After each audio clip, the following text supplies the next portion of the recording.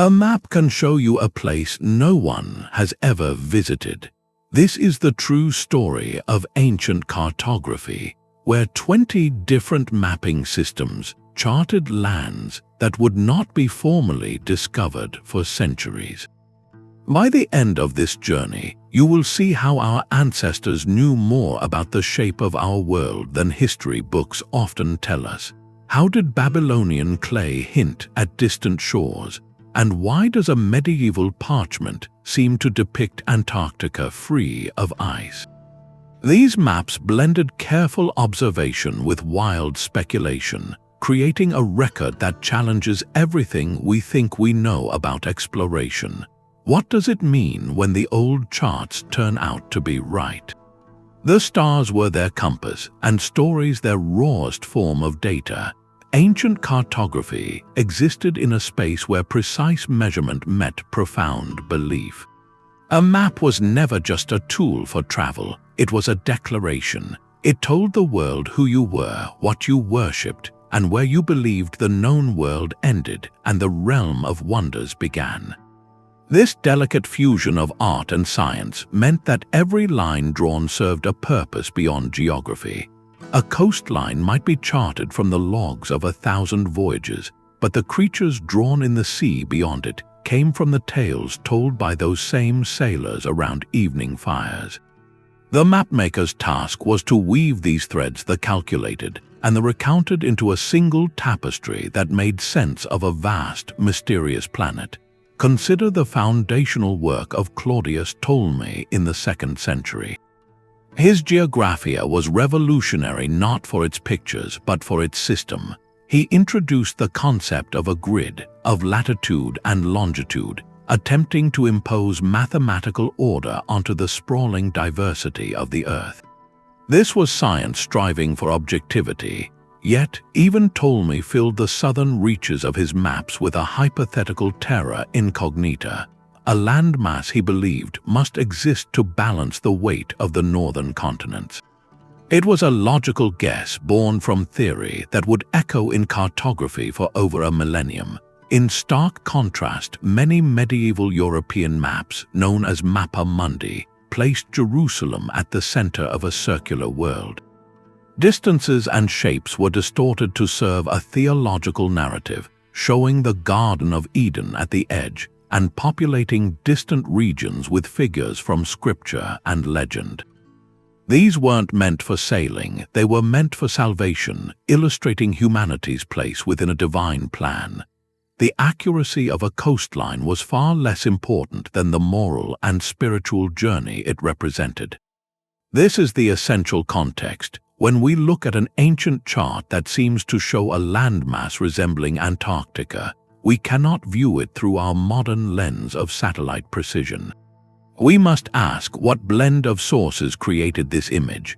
Was it the result of careful astronomical observation passed down through scholars, the garbled account of a lost Phoenician voyage, or a philosophical necessity to complete the symmetry of the world?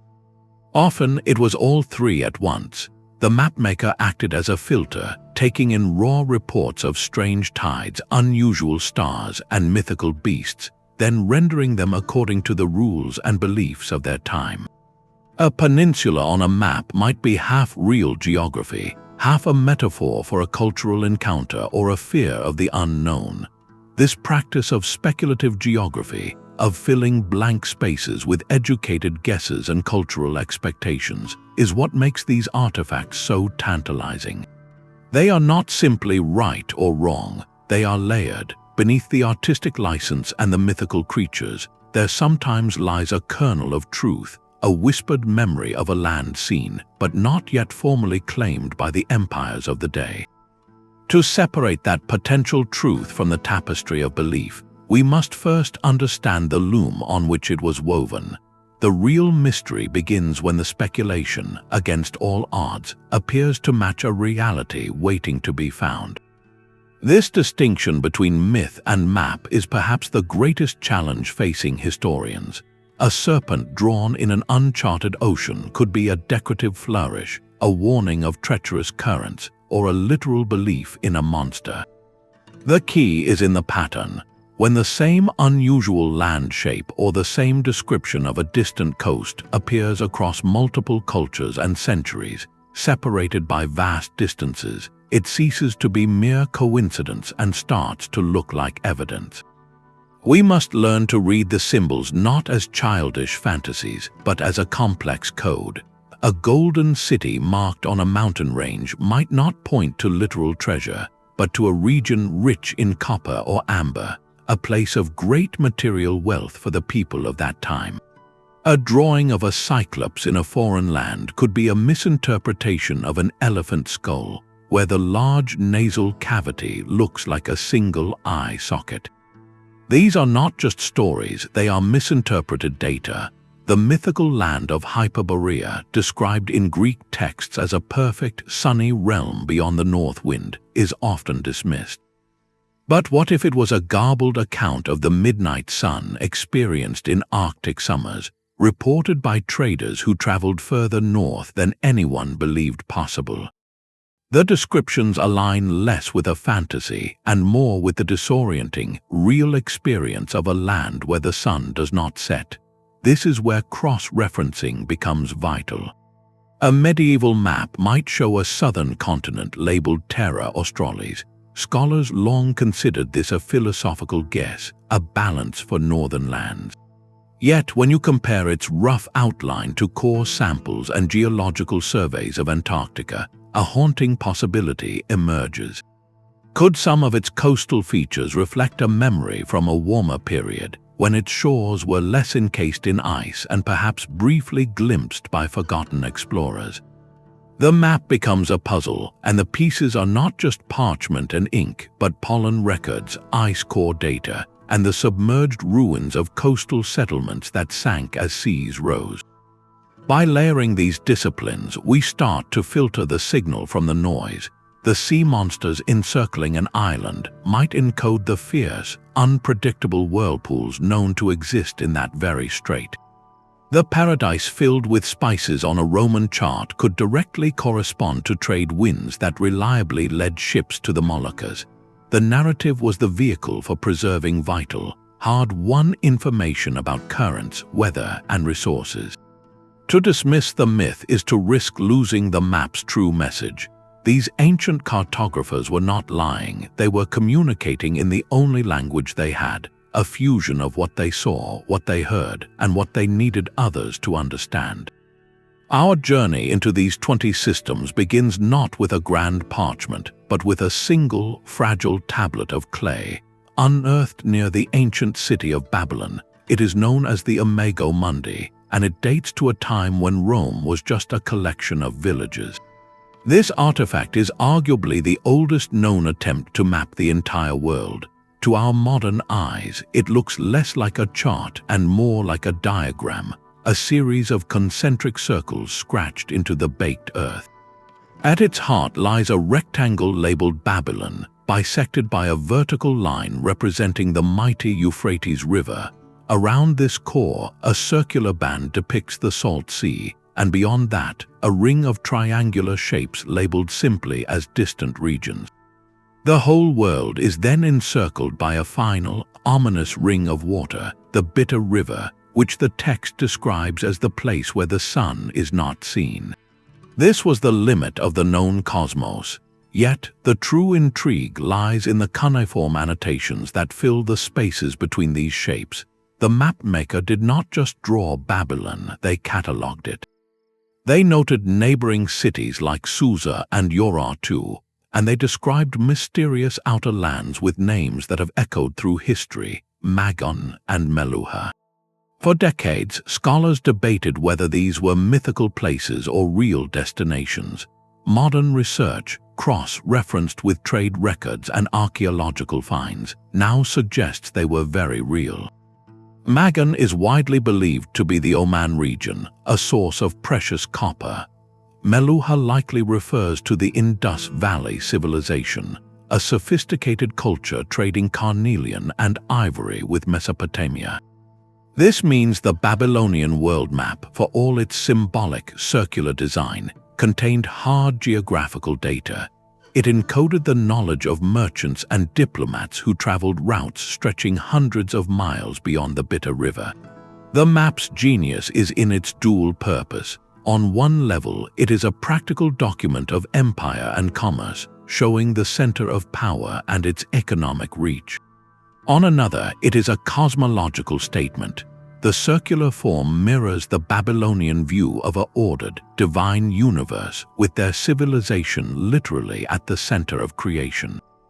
The uncharted lands were not just empty space, they were the chaotic outer darkness, the realm of the unknown that both threatened and enriched the civilized world. So, this first system presents us with our core puzzle in its purest form. Here is a map that accurately notes the existence of far-flung cultures based on real contact, yet frames that knowledge within a symbolic, almost mythical worldview. It proves that from the very beginning, cartography was never just about recording where things are. It was about defining what they mean and whispering about what might lie just beyond the edge of the Bitter River. From that Babylonian vision of a world ringed by a bitter river, the torch of cartographic science passed to a scholar working under the warm Mediterranean sun. Claudius Ptolemy, in the 2nd century, did not just draw a map, he built an engine for creating them. His monumental work, Geography, was less a single image and more a vast instruction manual for the known world. It contained coordinates, latitudes, and longitudes for over 8,000 places, from the bustling markets of Alexandria to the rumored spice ports of Southeast Asia. This was a shift from symbolic representation to a mathematical framework, an attempt to pin the fluid, story-filled world onto a fixed grid of rationality. Ptolemy understood the Earth was a sphere, and he devised conical projections to translate its curved surface onto flat parchment, a problem that navigators would grapple with for another 1,500 years.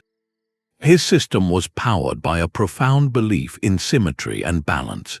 Observing the great landmasses of Europe, Asia, and Africa clustered in the northern hemisphere, he made a logical, beautiful deduction. There must, he argued, be an equivalent weight of land in the south to prevent the world from tipping over. He called this hypothetical continent Terra Australis Incognita, the unknown southern land. On his maps, it appears as a vast, ghostly shape curling up from the bottom of the world, tenuously connected to Africa and Asia, forming a landlocked ocean he labeled the Indian Sea. This was not based on any sailor's first-hand account of a frozen shoreline. It was cartography as theoretical physics, a landmass invented out of elegant necessity.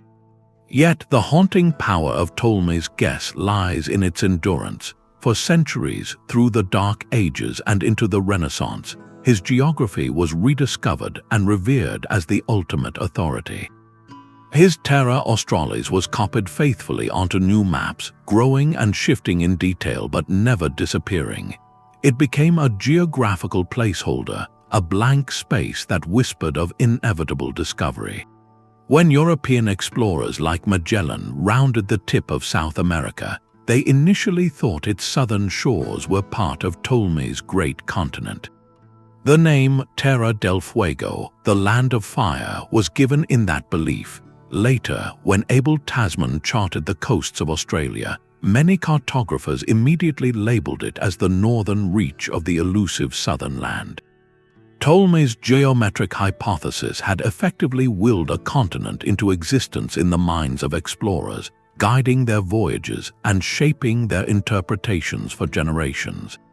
His work demonstrates a pivotal moment where mapping transitioned from recording the known to actively predicting the unknown. He used the tools of mathematics and philosophy to chart territories that, in his time, were pure speculation, creating a self-fulfilling prophecy written in coordinates and conjecture. The southern continent was out there, he insisted, and because he drew it, centuries of sailors went looking until they finally found a version of it, buried under miles of ice. The mathematical certainty of Ptolemy's southern continent would find its most startling and controversial expression on a single sheet of parchment, drawn in Constantinople in the year 1513. This is the Piri Reis map, a fragment that has ignited fierce debate for over a century. It was the work of an Ottoman admiral and cartographer, Piri Reis, who inscribed notes on the map itself explaining its sources.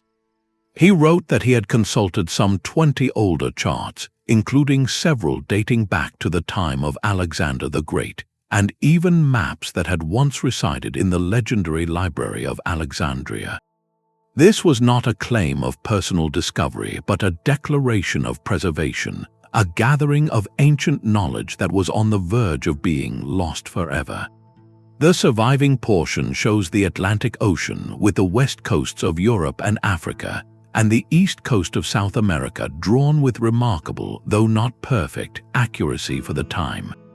But it is the landmass that curls southward from that continent that has caused all the commotion. Below South America, the map depicts a lengthy, detailed coastline that bears no resemblance to the jagged tip of Patagonia.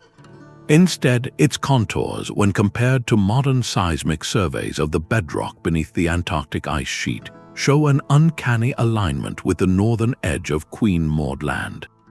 This region has been buried under thousands of feet of ice for at least 6,000 years. The map shows it not as a frozen wasteland, but as a land of rivers, mountains, and apparent vegetation, a coastline that could only have been charted in a distant, warmer climatic epoch. The implications are staggering. If the map is accurate in this detail, it suggests that a sophisticated seafaring culture existed millennia ago, one capable of navigating southern polar waters and mapping a continent that would not be formally sighted again until 1820. Skeptics offer alternative explanations, suggesting the landmass could be a distorted version of Patagonia, or a lucky guess, or a composite of various southern rumors. Yet, the specificity of the coastlines fit to the subglacial topography is difficult to dismiss entirely. Piri Reis himself provides the most compelling clue. By crediting his work to sources from the Library of Alexandria, he points to a chain of knowledge, a whisper passed down through centuries. Perhaps Greek or Phoenician explorers, using those lost Alexandrian charts, ventured south in a warm period and recorded what they saw. That data, copied and recopied, degraded but not entirely erased, may have finally found its way onto the Ottoman admiral's desk. The Piri Reis map stands as a powerful testament to a central theme: the medieval and Renaissance cartographer as a curator of antiquity. They did not always invent, they often compiled, stitching together fragments of older understanding that their own era had forgotten. This map is a palimpsest, a layered document where a 16th century hand traced lines that may have originated in a world before ice claimed the southern land. It forces us to ask how much of our planet's geography was once known, charted, and then simply lost to time, waiting to be rediscovered in the margins of an old parchment. The debate over the Piri Reis map centers on a coastline buried for millennia, but a different controversy hinges on a single word written in a far more recent hand. The Vinland Map, a simple parchment chart of the North Atlantic, is either one of the most significant cartographic finds of the 20th century or one of its most elaborate forgeries. Its central claim is written plainly across a ragged island in the Western Sea, the label Vinlandia Insula. According to Norse sagas written down centuries after the events, Vinland was the name given to a fertile region explored by Leif Erikson around the year 1000, a place of wild grapes and timber located somewhere along the northeastern coast of North America. If this map is genuine, drawn in the 15th century, it would be the first known European depiction of any part of the American continent, created decades before Columbus's voyage. The map itself is unassuming, showing Europe, North Africa, and the North Atlantic with Greenland drawn as a large, separate island. West of Greenland, across a narrow strait, lies that distinctive claw-shaped landmass labeled Vinland. The style is consistent with other monastic maps of its purported time, suggesting it could have been a copy made by a scholarly European scribe working from much older, now lost Norse navigational sketches. Those sketches, in turn, would have been based not on systematic survey, but on the rough bearings and coastal profiles recorded by Viking sailors who had actually made the treacherous crossing. This is a map born from lived experience, not theory. The sagas describe the journey in practical terms, noting sailing times, landmarks, and encounters with indigenous peoples they called Skraelings. A mapmaker hearing these stories would have been trying to translate oral history into geographic form, placing a real, visited land onto the edge of a world that otherwise ended at Greenland. The profound implication is that knowledge of this western land did not completely vanish with the failed Norse settlements. Instead, it may have persisted as a whispered tradition among Scandinavian seafarers and scholars, a curious footnote in a few monastic libraries waiting to be rediscovered. The fierce debate over the map's ink and parchment composition is a modern scientific drama, but it shouldn't overshadow the cartographic idea it represents. Authentic or not, the Vinland map perfectly illustrates a process where first-hand exploration, however brief, filters into the geographic record. It shows how a land beyond the accepted edge of the world could be captured, not as a mythical speculation like Terra Australis, but as a documented place with a name and a rough location, its existence preserved in a fragile chain of memory and parchment until the wider world was finally ready to believe it was there. The idea of a land across the Atlantic was one thing, but what of the vast Pacific? While European maps filled their western edges with sea monsters, a different empire was quietly compiling a chart of staggering ambition. In the 14th century, during the vibrant Ming Dynasty, Chinese scholars produced the Da Ming Hunyi II, the amalgamated map of the Great Ming Empire. This was not a small parchment for a ship's cabin. It was a grand silk map, a visual declaration of imperial power and knowledge. Its scope was breathtaking, depicting China with precise grid-based accuracy at its heart, then radiating outward to show all of Asia, the coastlines of India, Arabia, and even the eastern shore of Africa with a recognizable shape. This alone was a monumental achievement, compiled from the logs of diplomats and the massive treasure fleets of Admiral Zheng He that crisscrossed the Indian Ocean. Yet it is the map's treatment of the Eastern Sea that sparks a quieter, more profound mystery.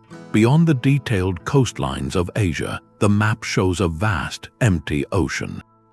But on its far eastern edge, almost as an afterthought, the cartographer drew a few vague, speculative landmasses. These are not labeled as known provinces, they are simply there, floating in the void. To a modern eye, their placement feels hauntingly suggestive, lying roughly where the Americas would be. This was not based on any Ming voyage across the Pacific, as far as official records show. So, what were they drawing? The answer may lie in the nature of Chinese imperial cartography. The Ming court was an information hub, collecting reports not just from its own fleets, but from a vast network of maritime traders, exiled scholars, and foreign envoys. The map was a living document, constantly updated with new data. Could those vague shapes represent whispers from fishermen who had been caught in the powerful Kuroshio current, a Pacific conveyor belt that sweeps from Asia directly toward the northwest coast of America? Or were they a cartographic echo of much older stories like the legend of Fusang? For centuries, Chinese texts spoke of a land far to the east named Fusang, a place of giant trees and a strange civilization. Most historians treat it as myth, but a compelling thread of thought suggests it could be a garbled account of the American coastline, perhaps passed down from a forgotten trans-Pacific contact centuries before. The Da Ming Hunyi II's genius is in its layered purpose. On one level, it is a practical administrative tool, using advanced scale and grid systems to manage a vast empire. On another, it is a cosmological diagram, placing the celestial empire at the center of a world it understood in great detail to the west, but could only speculate about to the east. Those faint outlines are not claims of discovery, they are acknowledgments of possibility. They represent the limits of Ming knowledge and a silent admission that the world did not end at the horizon of their mighty fleets. This map demonstrates a crucial principle: advanced cartographic systems often knew more than they publicly claimed. The knowledge of distant lands could reside for generations in imperial archives, not as a call for exploration, but as a curious footnote in a grand silk tapestry, waiting for a different culture to sail across the ocean and turn those faint lines into a continent. The Ming court kept its knowledge on silk, but in Portugal, cartography was a weapon of state. In the year 1502, a man named Alberto Cantino performed an act of daring espionage. He was an agent for the Duke of Ferrara, and his mission was to acquire the most closely guarded secret in Lisbon, the master map of Portuguese discoveries. What he smuggled out of the country is known as the Cantino Planisphere, a breathtakingly beautiful and precise chart that reveals just how far ahead of the world Portugal truly was. This was not a speculative drawing filled with monsters. It was a cold, clear snapshot of the known world at that exact moment, compiled from the confidential logs of ships that had sailed to the very edges of the earth. Its centerpiece is the coast of Brazil, depicted with a startlingly accurate bulge. The Portuguese explorer Pedro Álvares Cabral had only officially reached that shore 2 years prior, yet here it was, meticulously rendered.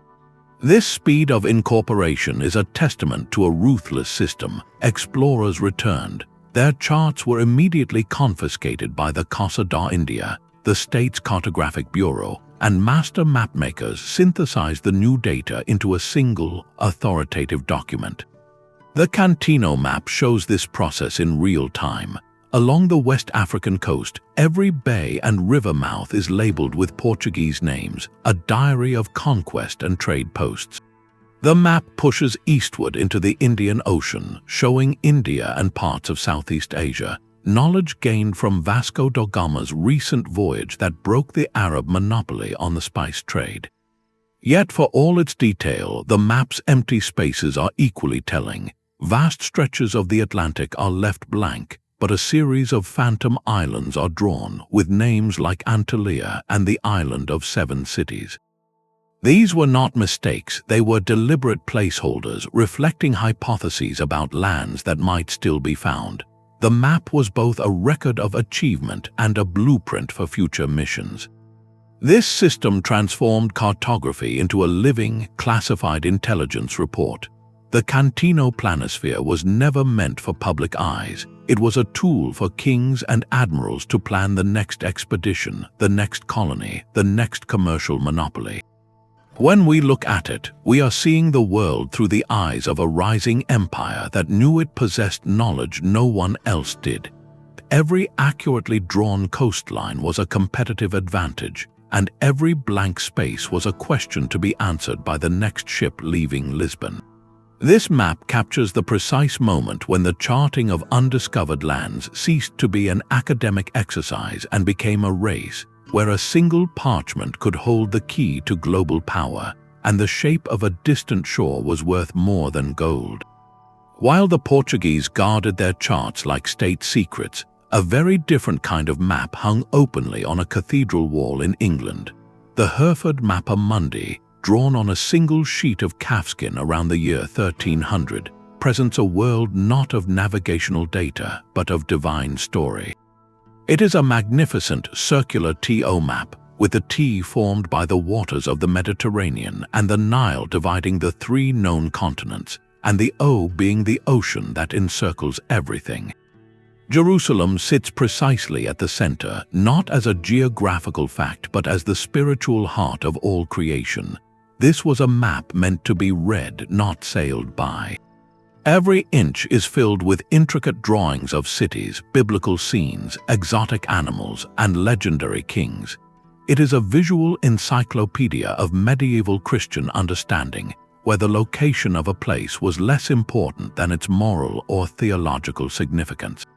The Garden of Eden appears prominently at the top, ringed by a wall of fire. The lands of Gog and Magog, monstrous tribes from apocalyptic prophecy, are shown trapped behind a great mountain range in the far north, awaiting the end of days. This was the edge of the known world, the oikoumene, a realm of order and salvation. But the mapmaker did not stop at the edge of doctrine. Beyond these symbolic borders, in the vast outer band of ocean, something fascinating happens. The artist drew a series of small, indistinct islands and vague land shapes.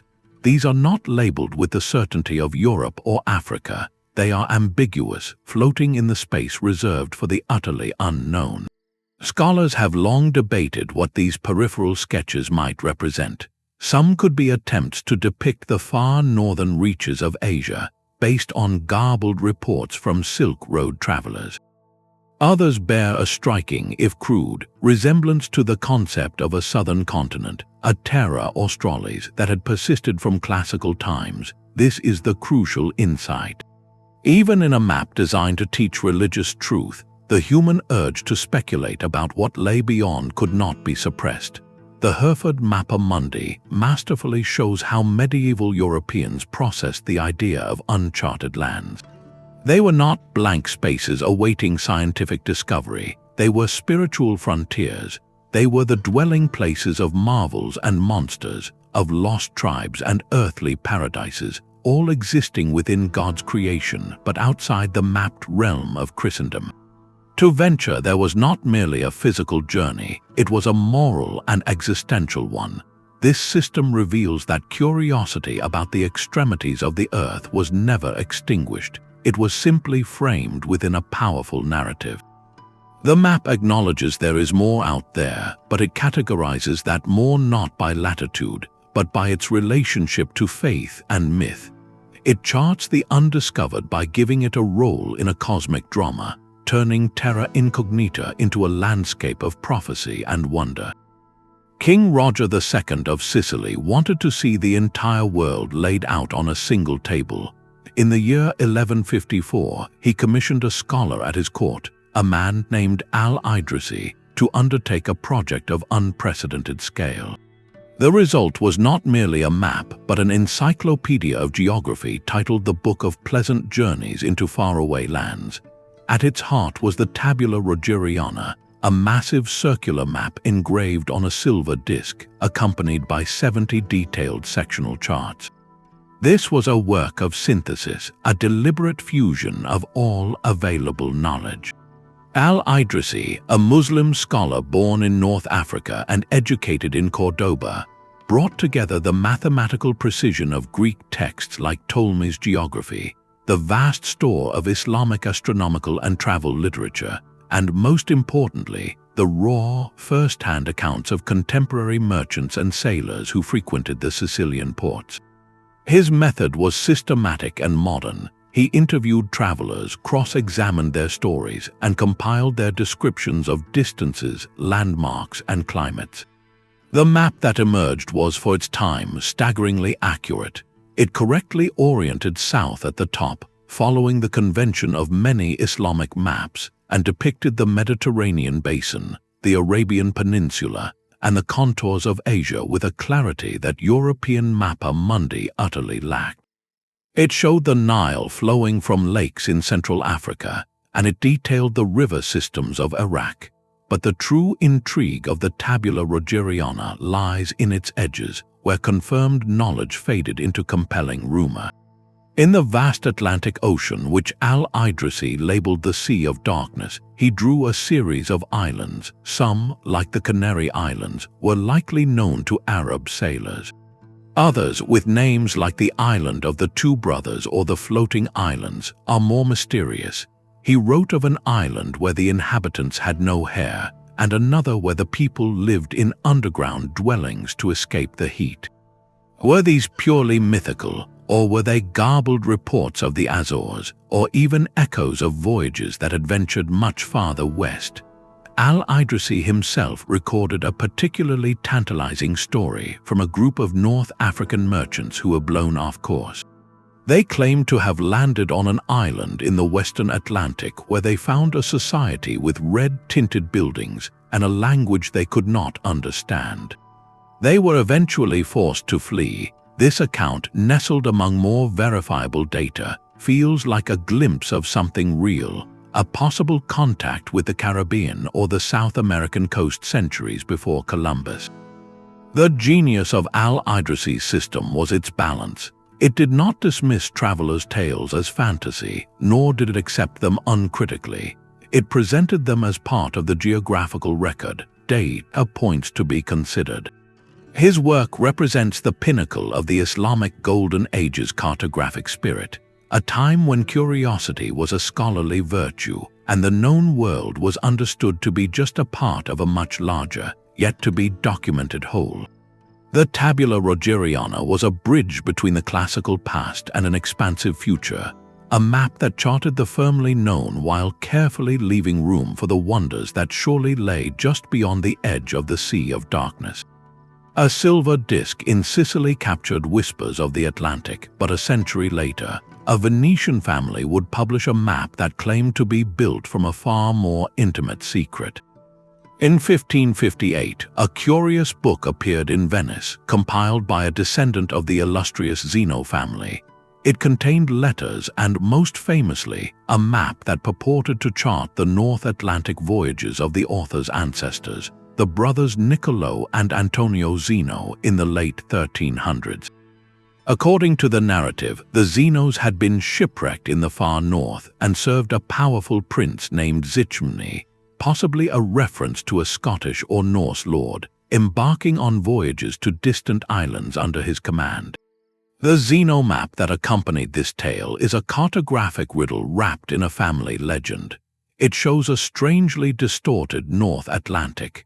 Greenland is depicted with a recognizably rugged eastern coastline, labeled as in Groenland, but it is drawn as a peninsula of Europe, not an island. West of it lies a large, detailed island named Friesland, which does not exist. Further west still, across a narrow strait, is another landmass labeled Drogeo, a place described with forests and inhabitants. The map is a perplexing blend of the plausible and the impossible. Friesland appears so convincingly real that for over 200 years it was included on reputable nautical charts, leading explorers like Martin Frobisher to believe they had discovered it when they sighted the coast of Greenland. The island of Icaria, also on the map, is pure myth, named for the legendary Icarus. Yet the depiction of Greenland, while incorrectly attached to Europe, shows an intimate knowledge of its fjords and inlets that seems to go beyond pure guesswork. And then there is Drogeo, its description in the text, a wooded land to the southwest, and its placement on the map have led many researchers to propose a startling theory. Could Drogeo be a corrupted record of a Norse voyage to the North American coastline, specifically the Labrador or Newfoundland region? The map's creator, Niccolo Zeno the Younger, insisted he was working from the original, now lost charts and letters of his forebears. If there is any truth to that, then the Zeno map may be a Renaissance-era reconstruction of genuine 14th century Norse exploration data that had become garbled and mixed with mythological elements over a century of retelling. The map becomes a palimpsest where a real memory of the Canadian Arctic is partially erased and written over with contemporary speculation and the need to fill blank spaces with something, even if it was a fictional island. This system reveals the immense challenge Renaissance scholars faced when trying to make sense of fragmentary pre-Columbian discoveries.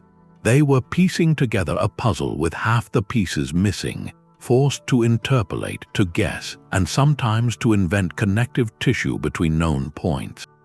The Zeno map is not necessarily a deliberate forgery, but rather a sincere, if flawed, attempt to chart a lost chapter of exploration, to give geographic form to family stories that spoke of lands far to the west that the wider world had yet to formally acknowledge. It stands as a testament to how easily fact and fiction could merge on parchment, creating phantom islands that would haunt navigators for generations, while possibly preserving a faint, distorted echo of the first European footsteps on a continent waiting to be found. The Zeno map's phantom islands were born from a fog of northern memory, but a chart drawn in Korea just a few years earlier presented a world view of startling clarity and scope. Known as the Kangnido, or the Map of Integrated Lands and Regions of Historical Countries and Capitals, this work was completed in 1402. It represents a monumental synthesis, a conscious effort to weave together the entire known world onto a single silk scroll. The map seamlessly blends the precise grid systems of Chinese cartography, detailed Korean knowledge of their peninsula, and the expansive geographical data from Islamic sources that had traveled east along the Silk Road. The result is a map of Eurasia and Africa that feels remarkably modern in its proportions.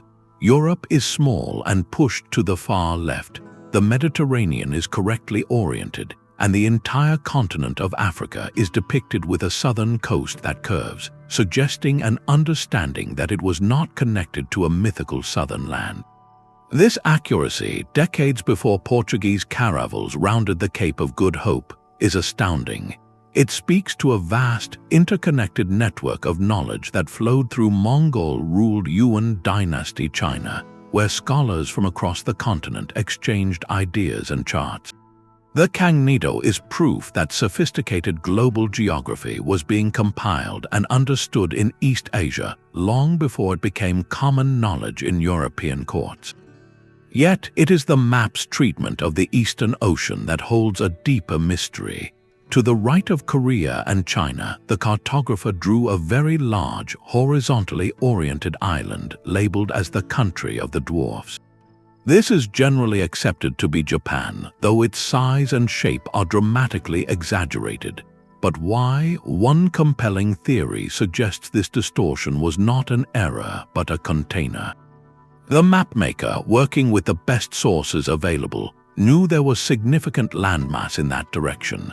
Lacking precise surveys of the Japanese archipelago, and perhaps hearing vague rumors from fishermen or traders of lands even farther east, they may have consolidated all that rumored geography into one massive shape. It becomes a cartographic catch-all for the unknown Pacific. Could whispers of the Americas have already reached Asia by this time? The idea is not as far-fetched as it seems. We know that objects and materials like New World copper have been found in Asian archaeological sites dating to this period, suggesting indirect trade networks spanning the ocean. Furthermore, the Mongol Empire, which facilitated the exchange of information that made the Kangnido possible, stretched from Korea to Hungary. In such a vast informational ecosystem, stories from one edge of the world could travel to the other.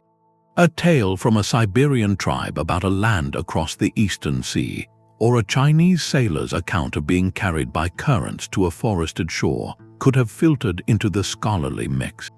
The Kangnido does not show California, but its oversized eastern island may represent a geographical placeholder, an acknowledgement that something substantial lay in that direction, waiting beyond the horizon of confirmed detail.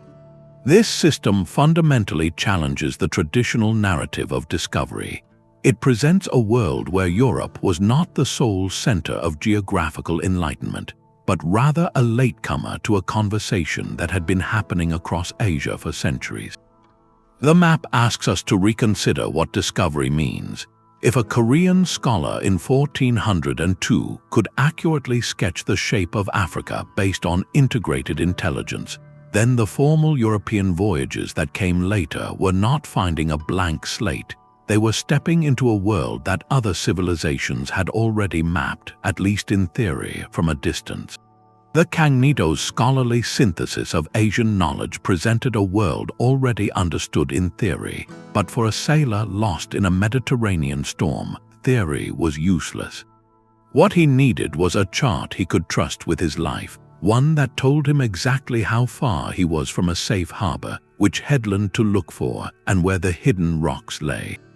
This was the world of the Portolan chart, a revolution in practical navigation, and one of its most beautiful early examples came not from a royal workshop, but from the hand of a Florentine priest named Cristoforo Buondelmonte. In the 1420s, Buondelmonte created a series of manuscript maps focusing on the islands of the Aegean Sea, with his map of Crete standing as a masterpiece of the form. At first glance, it is a marvel of precision. The coastline of Crete is rendered with an almost modern accuracy, its bays and promontories carefully inked, its interior dotted with mountains and towns. Crisscrossing the parchment is a web of fine lines radiating from central points, the room lines. These were the navigator's grid, allowing a captain to plot a constant compass bearing from one port to another across the open sea. This was cartography stripped of theological symbolism, designed for one purpose, to get you there and back alive. Yet, Buondelmonte did not confine himself to the strictly known. In the vast blue spaces of the Mediterranean and the Atlantic margins of his map, he drew a scattering of mysterious islands. Some bore classical names from Greek myth, while others carried labels that would become famous in later centuries, like Antalya and the island of Brasil. These were the Phantom Islands, places that appeared on no land survey because they did not exist as permanent land. So why did a practical chart include them? The answer lies in the source of the Portolan maker's knowledge, the collective memory of the sailors themselves. For generations, mariners had returned with stories of glimpsing distant, mist-shrouded lands on the horizon, or finding their soundings suddenly shallow in the deep ocean, suggesting a submerged plateau. A story about a fertile island seen once in unusual weather conditions would harden into lore, repeated in every port tavern until it became a documented place. Buondelmonte, compiling his charts from these very sailor reports, included them as potential hazards or potential discoveries. The fascinating twist is that many of these phantoms were not pure fiction.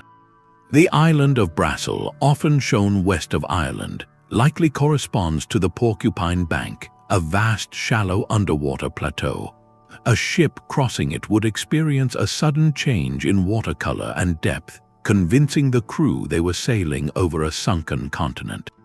The islands of the Azores archipelago, when finally settled by the Portuguese, were found to match the described locations of several legendary Atlantic islands on these old charts.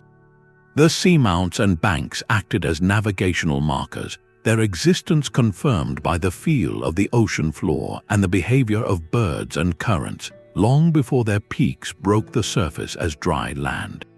Buondelmonte's system brilliantly demonstrates the dual nature of exploration cartography.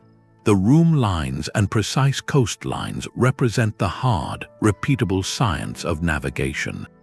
The Phantom Islands represent the frontier of experience, the data points that could not yet be fully explained but were too consistent to ignore.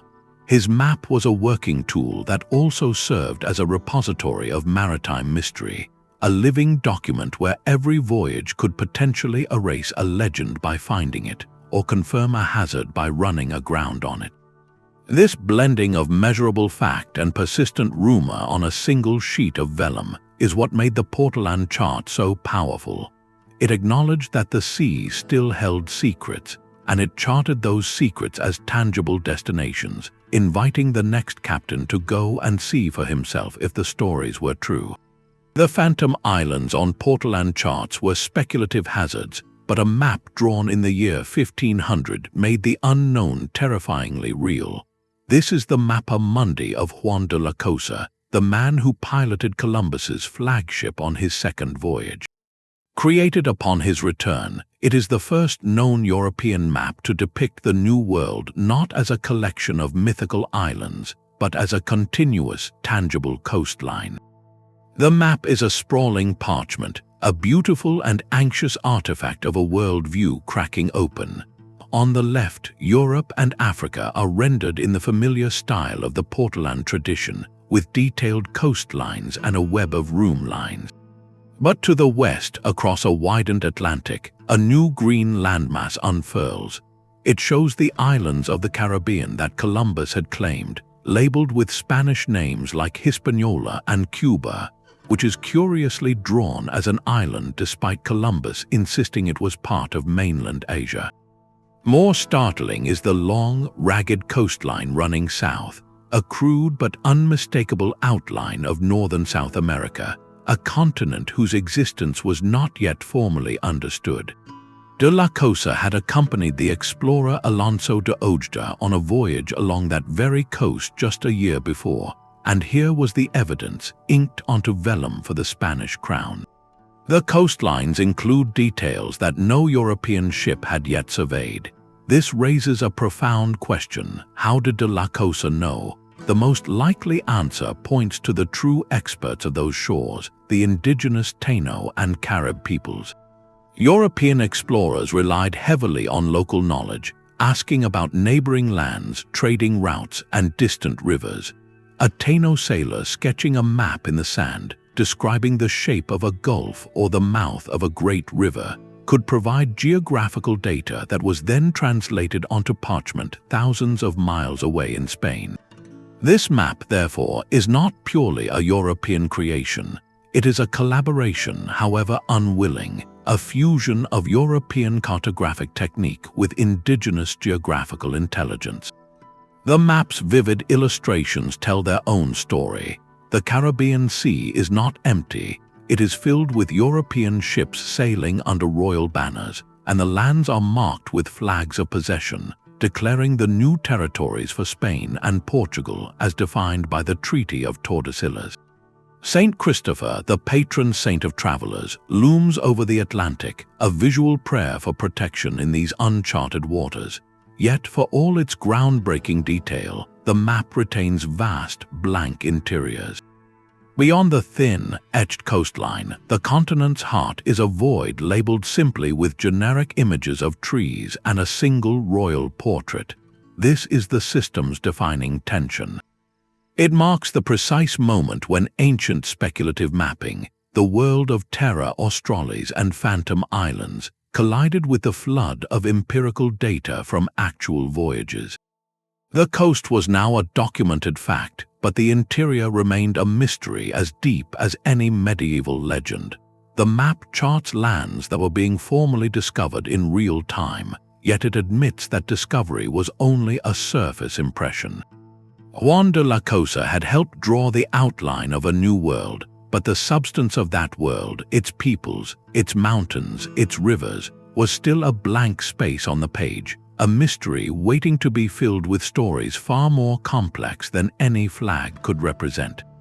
Gold was the lifeblood of divine kingship, and the map that led to it was drawn on a scrap of papyrus. The Turin papyrus map, created during the reign of Ramesses IV around 1,150 years before the Common Era, is a breathtaking anomaly. It was not meant to guide a soul to salvation or illustrate a philosophical worldview. It was a practical tool, a geological survey for a royal mining expedition into the harsh eastern desert. This makes it arguably the oldest surviving topographic map in the world, a document of stunning precision created over 3,000 years ago.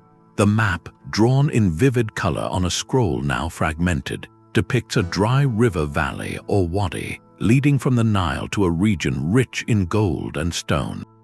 It shows the twisting path of the wadi itself, the surrounding mountain ranges drawn in plan view as if seen from above, with distinct peaks colored brown and pink. Hieratic script labels specific features, noting where the mountains of gold are, where a settlement called the Workers' Village was located, and even the sizes of the stone blocks to be quarried. This is cartography as an instrument of state power and economic ambition. The sophistication is startling. The mapmaker used different colors to denote different rock types, a practice not commonly seen again until the 18th century. They understood scale, representing distances with remarkable consistency. This was not a symbolic gesture, it was a functional blueprint for extracting wealth from a desolate landscape. The map's existence forces a profound question. If Egyptian scribes could produce this level of accurate, terrain-based mapping for a known mining district, what else might they have charted? Their civilization lasted for millennia, powered by trade networks that reached deep into Africa and across the Red Sea to the land of Punt. Expeditions for incense, ivory, and exotic animals were regular affairs. While no maps of these longer journeys have survived, the skill displayed in the Turin papyrus suggests they almost certainly existed. Imagine a scroll, now lost to time, charting the course up the Nile beyond the cataracts, mapping the great inland sea of Lake Chad, or detailing the frankincense trails of the Arabian Peninsula.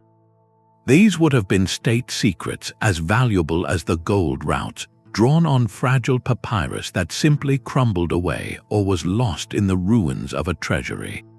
The system here is one of applied knowledge. Egyptian mapmaking was driven by a direct material need to find resources, to build monuments, to facilitate trade. This practical focus likely generated maps of astonishing accuracy for regions we consider uncharted in that era. The speculative leap is this: the geographical intelligence gathered by Egyptian traders and envoys, compiled into maps for the pharaoh's eyes only, may have constituted the first detailed charts of parts of sub-Saharan Africa and southern Arabia. That knowledge, confined to the royal house and its scribes, would have vanished with the collapse of the dynasty, leaving only this single, fragile papyrus as a clue to the depth of what was once known. It is a system that reminds us that ancient discovery was often a quiet, bureaucratic process, and that the most accurate maps of the unknown may have been drawn not for glory, but for gold, and then simply filed away, waiting to dissolve into dust. While Egyptian scribes charted gold veins for the pharaohs, a German cartographer working in Florence was stitching together a new world view from the fraying threads of ancient texts and urgent sailor reports. Henricus Martellus created his monumental world map around 1490, a moment suspended between two eras. The medieval conception of a closed, God-centered cosmos was crumbling, but the full scope of the globe had not yet been revealed by Magellan or da Gama. Martellus stood directly in that breathless gap, and his map is a magnificent, anxious hybrid. Its underlying skeleton is purely Ptolemaic. He used the classical scholar's conical projection, filling the continents with the familiar, sometimes erroneous, place names from the geography. The Indian Ocean is landlocked, just as Ptolemy insisted, bounded by a vast southern continent that curls up to meet Asia. This was the safe, authoritative past. But layered onto that antique framework are startling injections of the present. The most dramatic is the shape of Africa. Portuguese caravels, pushing further down the coast year by year, had recently rounded the Cape of Good Hope.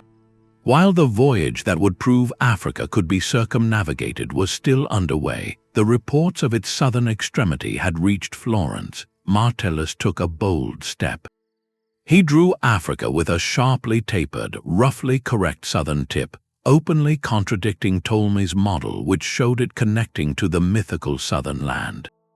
This was not yet perfect cartography, but it was current intelligence, a live update etched onto a 1,000-year-old template. The map buzzes with other modern whispers. In the Indian Ocean, within its incorrectly enclosed waters, Martellus drew a large, detailed island he called Zanzibar, though its shape and placement more closely match Madagascar. This was likely information gleaned from Arab pilots or from the notes of travelers who had heard of the great island off the African coast, a place most Europeans had never seen. He filled the surrounding seas with legends, descriptions of spices and strange peoples, turning the blank spaces into a repository of commercial desire. But the true magnetic pull of the Martellus map lies to the west. Beyond the Azores, in the empty Atlantic, he sketched a long, vague landmass running north to south. It is unlabeled, a ghostly presence. To a modern eye, it looks hauntingly like the eastern seaboard of the Americas, displaced far too close to Europe. Scholars debate what it represents. It could be a distorted version of Marco Polo's Cipangu or Japan. It could be the legendary island of Antalya. Or just possibly, it could be a compilation of every vague rumor and hopeful guess about land across the Western Sea that was circulating in the port cities of Genoa and Lisbon. This is where the map's influence becomes historical fact. We know that Christopher Columbus studied maps in the Martellus style before his voyage. He was a man deeply invested in the synthesis Martellus embodied, one who believed the ancient authorities could be reconciled with modern travel times to reveal a shorter route to Asia. When he made landfall in 1492, he carried with him a mental chart shaped by this very blend of Ptolemaic calculation and fragmentary report. The Martellus map, therefore, is more than a snapshot. It is a predictive engine. It did not just record the known world, it actively shaped the next act of discovery by presenting a specific, compelling version of the unknown. It told explorers like Columbus that the old books were still right in spirit, but that new data could stretch the edges of the map, making the impossible seem tantalizingly within reach. This system captures the moment when anticipation became a cartographic fact, when the lands on the cusp of formal discovery were first drawn not as monsters or myths, but as empty coastlines waiting for a name. The synthesis of Martellus was a European project, but across the world, a different kind of map was being drawn for the counting house, not the throne. The Selden Map of China, created in the early 1600s, is a masterpiece of practical ambition. Unlike the grand, symbolic Da Ming Hunyi II, this map was a working document painted on a large scroll of paper, its surface a vibrant network of trade. It charts the maritime world of East and Southeast Asia with stunning clarity, from the coast of China down through the intricate islands of the Philippines and Indonesia, all the way to the tip of the Malay Peninsula. Its defining feature is a spiderweb of routes, delicate lines crisscrossing the sea, each marked with precise compass bearings and distances measured in watches. This was not a map for claiming territory, it was a map for moving goods, a visual guide to profit and connection. What makes the Selden map so revolutionary is its perspective. It is drawn as if viewed from somewhere over the South China Sea, looking back toward China, a viewpoint that centers the ocean itself as a space of commerce, not a barrier. The coastlines are remarkably accurate, suggesting the mapmaker had access to detailed piloting charts used by Chinese, Arab, and Malay sailors. Compass roses dot the waterways, and annotations note safe harbors and navigational hazards. This was intelligence compiled from the logs of 1,000 junks, a collective memory of the monsoon routes that carried silk, porcelain, and spices. The map shows lands like Taiwan and parts of the northern Philippines with a detail that European maps of the same period lacked entirely, proving that sophisticated geographical knowledge of these regions existed within Asian trading networks long before Western ships arrived. The most tantalizing element, however, lies in the southern margins. Beyond the well-charted islands of Indonesia, the map shows a series of landforms that are vague and poorly defined. Some scholars see in these shapes a possible, though highly distorted, awareness of the northern coastline of Australia, perhaps gleaned from encounters with Macassan fishermen from Sulawesi, who are known to visit its shores for sea cucumber. Others suggest they may represent islands in the Western Pacific, like New Guinea or even parts of Micronesia, places Chinese merchants may have heard of through extended trade chains. The map does not claim these lands, it merely notes their reported existence at the edge of the known trading sphere. This is the system's core revelation. Cartographic knowledge often flowed ahead of political control. The Ming Dynasty had officially retreated from large-scale naval exploration, but its merchants never stopped sailing. Their maps, like the Selden map, were living records of a commercial globalization that quietly charted the world. They documented lands not as conquests for an emperor, but as potential ports in a network, as places where people lived and resources could be found. This map challenges the notion that Europeans were the sole agents of discovery in the Pacific. It suggests that the outlines of lands awaiting formal Western discovery were already being sketched in rough but meaningful form on scrolls in Chinese port cities, drawn by hands that cared more for the price of pepper than the glory of a crown. The Selden map reminds us that the urge to chart the unknown is often driven by the most fundamental of human desires, the need to connect, to trade, and to understand the pathways to prosperity. While the Selden map charted known trade routes, another map from the same century dared to illustrate what faith insisted must exist. The Borgia map, part of a lavish 15th century atlas likely created for a papal court, presents a world confined within a perfect circle. It is a classic TO map, with the T formed by the Mediterranean and the Nile dividing the three known continents, all encircled by ocean. At its heart lies Jerusalem, the spiritual center of the medieval Christian cosmos. This framework was an article of faith, not geography.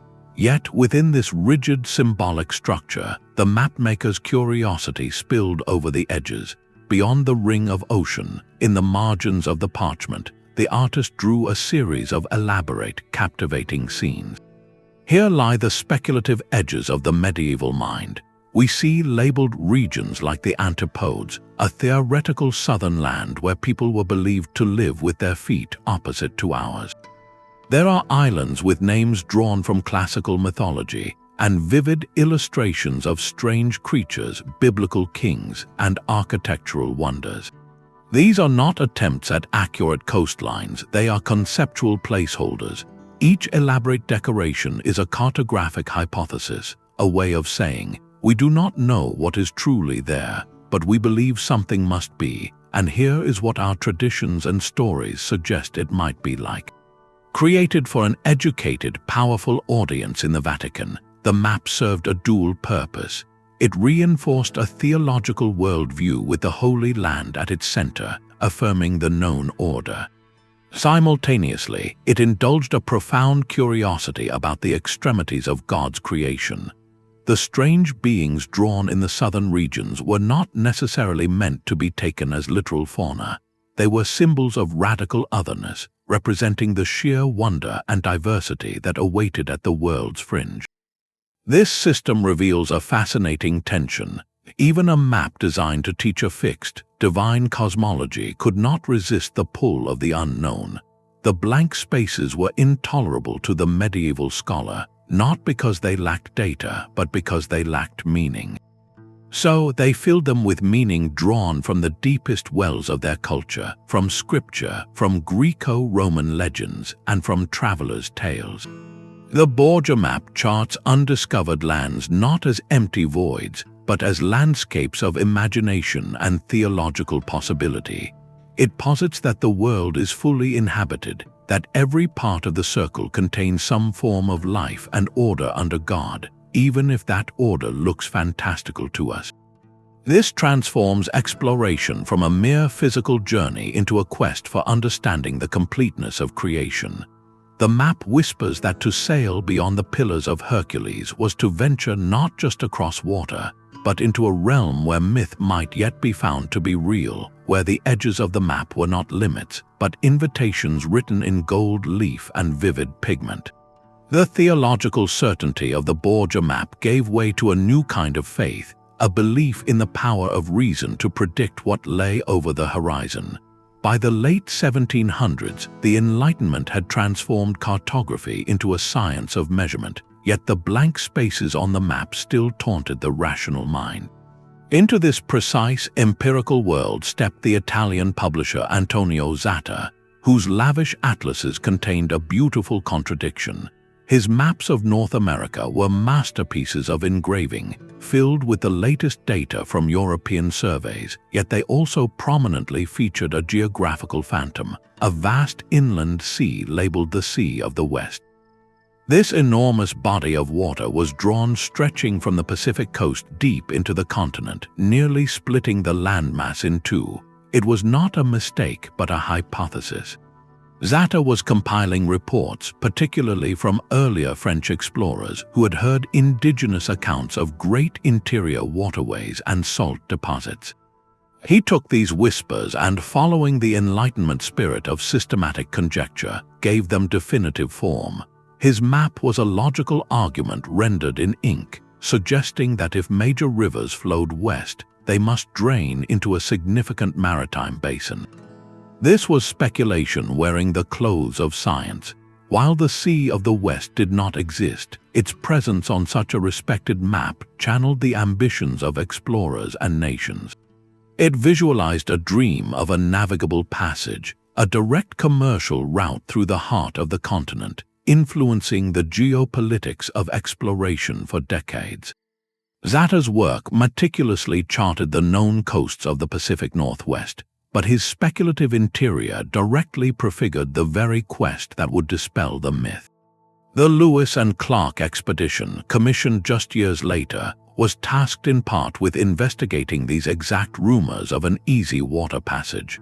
Their grueling overland journey, documenting the formidable Rocky Mountains, would ultimately prove that no such inland sea existed. Yet, in a profound way, Zeta's map had charted the intellectual landscape they would travel through. It mapped the potent idea that drove them west. This system reveals that even in an age of unprecedented rigor, the cartography of the unknown remained an iterative dialogue between rumor and verification. The mapmaker's role was to synthesize all available data, and when that data ran out, to extend the lines of logic into the void. These educated guesses, even when wrong, served a crucial purpose. They created a target for discovery, a concrete theory that could be tested, challenged, and refined by the next wave of boots on the ground. Zeta's speculative geography did not merely fill space. It gave shape to the questions that the next generation of explorers would answer, proving that to map a land not yet formally discovered, you must first be willing to draw what you believe could be there. A bronze sphere, small enough to fit in your palm, carried the weight of a new world. The Lennox globe, cast around 1510, is a quiet marvel of early globalization. In an age of sprawling parchment maps, this miniature three-dimensional object presented a radical idea with stunning clarity. There, on its surface, south of the familiar islands of the Caribbean, a distinct and separate landmass is clearly labeled America. This is one of the very first uses of that name on any cartographic object, applied not to the northern continent, but to the southern one. Its presence is a testament to the incredible speed at which raw geographical data was now circulating through European workshops. Just 18 years after Columbus's first voyage, and only a few years after Amerigo Vespucci's letters popularized the concept of a new continent, a bronze caster in a foundry had already translated that concept into a permanent, tangible form. The globe itself is sparse, its coastlines drawn with a tentative, sketchy line that betrays a lack of detail. It was clearly based on second- or third-hand reports, perhaps from the voyages of Vespucci or Pinzon, condensed into a simple shape. Yet, its very simplicity is its power. By presenting South America as an isolated, named entity floating in the Atlantic, it visually argued for its continental status far more effectively than a cluttered parchment could. This was a new system of understanding, rendered in metal. The globe maker took the flood of confusing sailors' logs and diplomatic reports and distilled them into a single, elegant proposition. This is a new part of the world, and here is where it sits. But the Lennox globe does not stop with the newly discovered. True to the enduring power of ancient speculation, it also includes a vast, unnamed southern continent, a landmass sprawling across the bottom of the sphere. This Terra Australis is not connected to South America. It is its own colossal entity, a ghost from Ptolemy's theories given a round, physical reality. At the very moment it accurately charts one recently verified continent. it simultaneously charts another that remained pure myth, projecting the classical imagination onto the blank spaces of the Southern Ocean. This dual function makes the object profoundly instructive. It captures the cartographic mindset of the era in 3 dimensions, a fusion of rapidly assimilating fact and stubbornly persistent theory. The technology of globe making itself was revolutionary. For the first time, a patron could hold the entire world, known and hypothesized, in their hands, turning it to trace a route or contemplate the voids. It made the concept of global geography intimate and interactive. A prince or merchant spinning this small bronze sphere would see the proven reality of America, and just a turn away, the promised mystery of the great southern land, both presented with equal solidity. This system did not just map undiscovered lands, it physically embodied the act of discovery as an ongoing process, inviting the viewer to consider what other empty spaces on that bronze surface might yet be filled. The Lennox globe is a silent herald, whispering that the age of speculation was not over. It was simply being refined, cast in metal, and placed on a stand for the powerful to ponder. The bronze certainty of the Lennox globe gave empires a model to follow, but turning that model into a tool of conquest required a system. In the bustling map-making chamber of the Casa de Contratación in Seville, the Portuguese cartographer Diogo Ribeiro, now in service to Spain, faced a monumental task. He was one of the principal architects of the Padrón Real, the royal pattern, a constantly updated master map that was the state secret of its age. This was not a single document, but a living prototype from which all official Spanish nautical charts were copied. Ribeiro's work in the 1520s formalized the unknown. His maps presented the Pacific Ocean, freshly crossed by Magellan's surviving crew, not as a void of terror but as a measured space of imperial calculation. He meticulously charted the tortuous route through the straits at the tip of the Americas and across the vast ocean to the coveted Spice Islands, the Moluccas. Every island, every reef reported by the survivors was carefully inked, transforming traumatic memory into navigable geography. Yet, for all this new precision, the southern portions of his Pacific remained a cartographic confession of ignorance. Here, Ribeiro drew the ghostly, elongated shape of a continent labeled Terra Australis.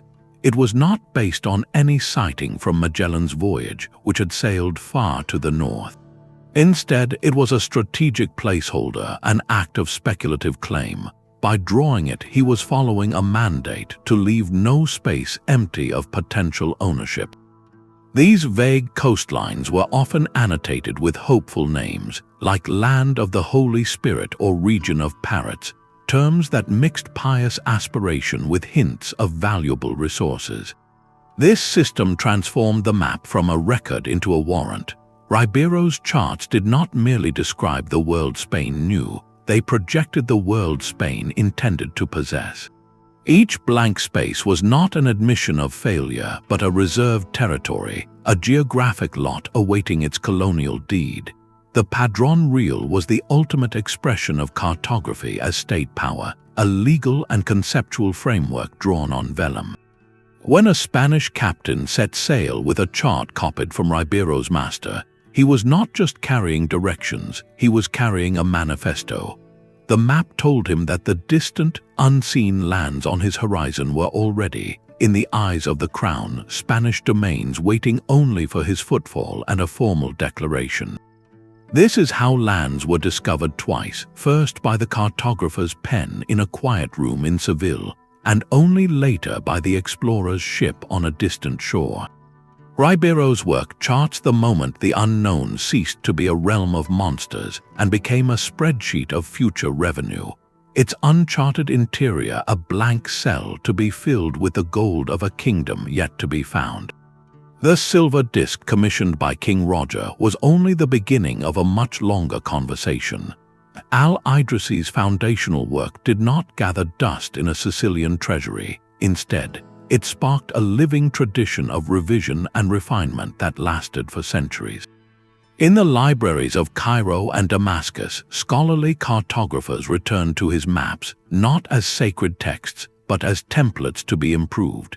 Throughout the 13th and 14th centuries, new versions of his world map appeared in Arabic manuscripts, each one subtly incorporating the latest whispers from the edges of the known world. These later maps are not mere copies, they are updates, a medieval form of crowdsourcing where knowledge flowed along the very trade routes they sought to depict. Travelers returning from the eastern reaches of the Silk Road would bring descriptions of new cities and strange coastlines, while Arab and Persian merchants sailing the Indian Ocean provided detailed accounts of monsoon patterns and island chains. All of this fresh data was carefully integrated into the existing Idrisian framework.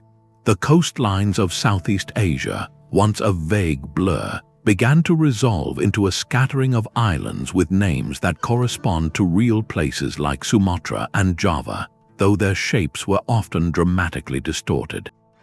The Indian subcontinent gained more definition, and the Horn of Africa was charted with greater precision, reflecting the well-established trade networks linking the Swahili coast to the wider Islamic world. But it is in the far southeastern corner of these later maps that a quiet mystery takes shape. Some versions show a large, misshapen landmass dangling below the islands of the East Indies. It is crude, often connected to a misunderstood Africa or Asia, and labeled with generic terms or left unnamed. To modern eyes, its placement is hauntingly suggestive of the northern coastline of Australia. Could this be pure cartographic coincidence, an accidental shape born from trying to close the bottom of the map, or does it represent something more? For generations, fishermen and traders from what is now Indonesia had sailed the southern waters, harvesting sea cucumber from reefs and interacting with the aboriginal peoples of the northern coast, whom they called Merd. These Macassan voyages were regular, seasonal affairs, and their knowledge of the tides, landmarks, and peoples of northern Australia was deep and practical. It is entirely plausible that descriptions of this vast, dry, unfamiliar land filtered back through ports in Java and Malacca, eventually reaching the ears of scholarly geographers in the Islamic heartlands. A mapmaker hearing of a great southern land beyond the Spice Islands would have had to place it somewhere. Lacking precise coordinates, they might have attached it to the edge of their existing chart, creating that distorted, ambiguous shape. This was not a claim of discovery nor a navigational guide. It was an annotation of persistent rumor, a placeholder in the geographic record that said, "Something significant is reported to be here." This continuous system of updating represents the enduring strength of medieval Islamic cartography. It was not a single moment of brilliance, but a sustained project of synthesis that spanned continents and centuries. While Europe endured its so-called Dark Ages, these scholars in the Islamic world were diligently preserving the works of Ptolemy and other classical thinkers, cross-referencing them with new empirical data, and slowly, incrementally, pushing the borders of their world maps further into the unknown. They were charting territories like the islands of Southeast Asia and the possible outline of Australia that would remain formally undiscovered and unmapped by European powers for hundreds of years. Their maps were not static artifacts, but living documents that believed the world was always larger and always worth describing with a little more clarity for those who would come next. The echoes of those voyages still whisper from the parchment and clay, from the Babylonian tablet's bitter river to the speculative shores of Zata's inland sea. These 20 systems form a single, continuous story. It is not merely a catalogue of old maps, but a testament to a timeless human impulse, the profound need to draw what we do not yet fully know, and in doing so, to bring it into the realm of the possible. These artifacts reveal that charting the unknown was never a purely scientific act. It was an act of imagination, of faith, of commerce, and of power. The coastlines they depicted, whether accurately or through a haze of myth, often represented lands that would not be formally recognized for centuries, proving that discovery is rarely a single moment, but a slow dawning across cultures and generations. This journey challenges the linear narrative we often embrace, the tidy story of exploration that moves from ignorance to enlightenment in a straight line. The reality is far more fascinating. Knowledge of distant lands pulsed through ancient trade networks, was preserved in monastic libraries, and was whispered in port taverns long before any crown claimed a territory. The Kangnido map knew the shape of Africa, the Da Ming Hunyi II held eastern mysteries, and the Portolan charts logged phantom islands that were real navigational memories. Our ancestors were not isolated, they were connected by a fragile, vibrant web of information, and their maps were the nodes where that information coalesced. These cartographic marvels invite a humbling reflection. They remind us that history is filled with episodes of profound understanding that were later lost, only to be rediscovered as if new. The Piri Reis fragment, the Al-Idrisi updates, the whispered data in the Selden map, all suggest that our planet's geography was pieced together, forgotten, and pieced together again in a cyclical dance of memory and amnesia. What we consider a modern discovery may, in truth, be a rediscovery of a truth once held in a scholar's hand. So, as we close this atlas of mysteries, let it open a new curiosity. Look at the blank spaces on our own modern maps, not of geography but of history. Question the stories we tell about who knew what and when. Wonder what other secrets might lie hidden in plain sight, waiting in the margins of an old chart or the lines of a forgotten epic. The drive that led a Babylonian scribe to sketch Magan and Meluha is the same drive that pushes us to explore the ocean floor or map the surface of Mars. It is the unending quest to define the edges of our world, and in doing so, to better understand our place within it. If this journey through the maps that charted tomorrow has shifted your perspective, we would love to hear your thoughts. Share them below and subscribe to continue exploring the historical mysteries that quietly reshape everything we think we know about our past.